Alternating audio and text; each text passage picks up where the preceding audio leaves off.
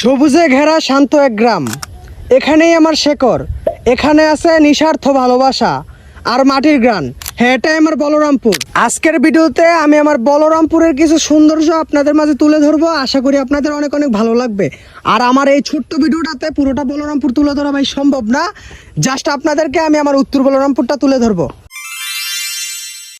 সবুজের আলিঙ্গনে ঘেরা, মাটি ও মানুষের ভালোবাসায় গড়া, এটাই আমাদের উত্তর বলরামপুর গ্রাম। শত বছরের ইতিহাস, প্রজন্মের স্মৃতি আর অশেষ সৌন্দর্য নিয়ে দাঁড়িয়ে আছে এই গ্রাম। আমাদের গ্রামের গর্ব উত্তর বলরামপুর দারুস সুন্নাহ এতিমখানা কমপ্লেক্স। এখানে এতিম শিশুরা কোরআনের আলোতে আলোকিত হয়, গড়ে ওঠে একটি সুন্দর ভবিষ্যতের স্বপ্ন। উত্তর বলরামপুর মাদ্রাসা মার্কেট আমাদের গ্রামের বাণিজ্যিক প্রাণকেন্দ্র। প্রতিদিনের বাজার, মানুষের হাসি মুখ আর আড্ডায় ভরে ওঠে এই জায়গা। উত্তর বলরামপুর সরকারি প্রাথমিক বিদ্যালয়। এই বিদ্যালয় থেকে জ্ঞান অর্জনের আলো ছড়িয়ে পড়ে প্রতিটি ঘরে। শিশুদের হাসি আর স্বপ্নের শুরু এখান থেকেই। গ্রামের ইতিহাসের সাক্ষী আমাদের গ্রামের প্রবীণরা। তাদের অভিজ্ঞতা, তাদের কাহিনী আমাদের গর্বের অংশ। গ্রামের ছোট্ট শিশুরা, এদের হাসি ও খেলা আমাদের গ্রামকে করে তোলে আরো প্রাণবন্ত।